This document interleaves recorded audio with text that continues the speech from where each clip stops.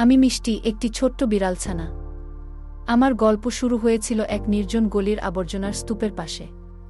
আমি জানি আমার মা ছিল, কিন্তু আমার ভাইবোনদের কথা মনে নেই। মা সারাক্ষণ খাবারের খোঁজে ঘুরত, আর আমরা চারপাশে হেঁটে বেড়াতাম সামান্য উষ্ণতার জন্য একত্রিত হয়ে। কিন্তু একদিন যখন আমি হাঁটতে শিখেছি, মা আর ফিরে এলো না। হয়তো কোনো গাড়ির তলায় চাপা পড়েছিল, অথবা কোনো দুষ্টু মানুষ তাকে মেরে ফেলেছিল। আমি একা হয়ে গেলাম। আমার একমাত্র সঙ্গী ছিল ক্ষুধা, ভয় আর একাকিত্ব। প্রতিদিন খাবারের জন্য লড়াই করতে হতো। পচা মাছ অথবা ডাস্টবিনের ফেলে দেওয়া ভাত, যা পেতাম তাই খেতাম। পেটে আগুন জ্বলত সারাক্ষণ। শীতের রাতে আমি কাঁপতাম, বৃষ্টিতে ভিজে আমার শরীর জবুতবু হয়ে যেত।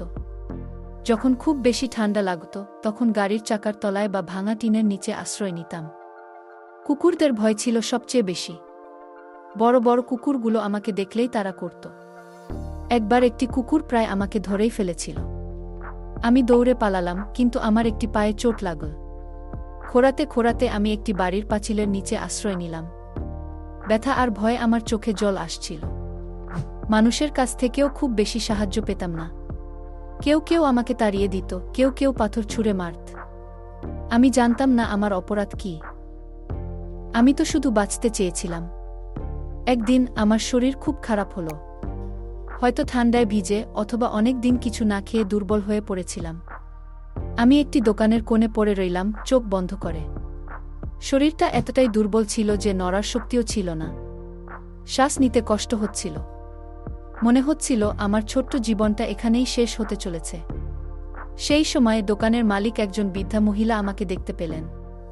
প্রথমে তিনি ভাবলেন আমি মরে গেছি, কিন্তু কাছে গিয়ে দেখলেন আমি ক্ষীণ শ্বাস নিচ্ছি।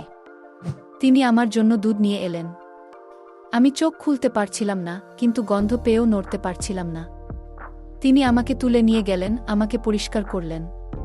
তারপর আবার দুধের বাটিটা সামনে ধরলেন। আমি একটু একটু করে দুধ খেতে শুরু করলাম। অনেক দিন পর যেন একটু শক্তি পেলাম। সেই দিন থেকে মহিলা প্রতিদিন আমাকে দুধ আর খাবার দিতেন। আমি ধীরে ধীরে সুস্থ হয়ে উঠলাম। আমার লোম আবার নরম আর চকচকে হয়ে উঠল। সেই বৃদ্ধা মহিলার দোকানের সামনেই আমার নতুন আশ্রয় হলো। এখন আমাকে খাবারের জন্য লড়াই করতে হতো না, অথবা ঠান্ডা বৃষ্টিতে কাঁপতে হতো না।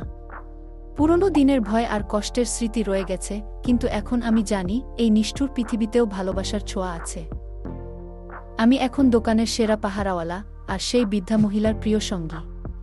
আমার কষ্টের দিনগুলো ফলেও এক নতুন জীবনের আলো খুঁজে পেয়েছি।